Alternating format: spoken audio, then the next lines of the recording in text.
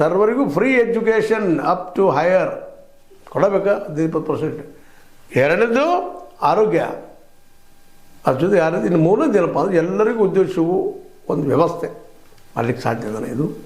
ಇದಕ್ಕೆ ನೀವು ಪಾದಯಾತ್ರೆ ಮಾಡಿದರೆ ಹೌದಪ್ಪ ಇದು ಒಳ್ಳೆ ಕೆಲಸ ಮಾಡ್ತಾಯಿದ್ದೀರಿ ರಾಮ್ಲು ಅವರ, ಒಳ್ಳೆ ಕೆಲಸ ಮಾಡ್ತಾಯಿದ್ದೀರಿ ಜನಾರ್ದನ್ ರೆಡ್ಡಿ ಅವರ, ನಮ್ಮದೆಲ್ಲ ಸಪೋರ್ಟ್ ಜನ ಬೆನ್ನಂತಾರೆ.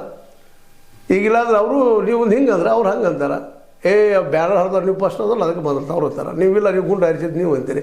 ಏನಾಗೋದು ಗುಂಡು ಹಾರಿಸೋದು ಬಿಡೋದು ಲಾಭ ಆಗ್ತದೆ ಯಾರಿಗೆ? ಹುಚ್ಚರ ಸಂತಿರಿ ಇದೆಲ್ಲ. ನೀವು ನಿಜವಾಗಿಯೂ ಸಿದ್ದರಾಮಯ್ಯ ಸರ್ಕಾರ ಗೆಲ್ಲಬೇಕಾಗಿದೆ. ಗ್ಯಾರಂಟಿ ಹೇಳಿದ್ರು ಜನ ನಂಬುವುದಿಲ್ಲ.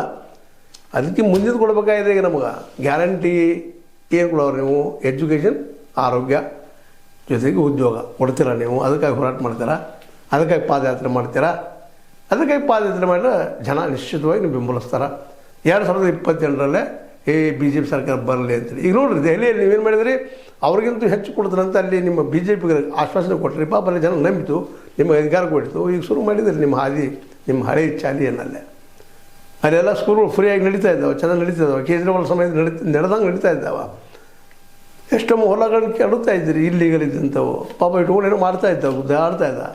ಅವನು ಮಾಳಿಗೆ ಕೊಡಲಿಲ್ಲ, ನೀವು ಆ ಕೆಲಸ ಮಾಡ್ತಾಯಿಲ್ಲ. ಇಲ್ಲೂ ಅಷ್ಟಾಗೋಗ್ತದೆ. ಏನೂ ಇರಲಿ.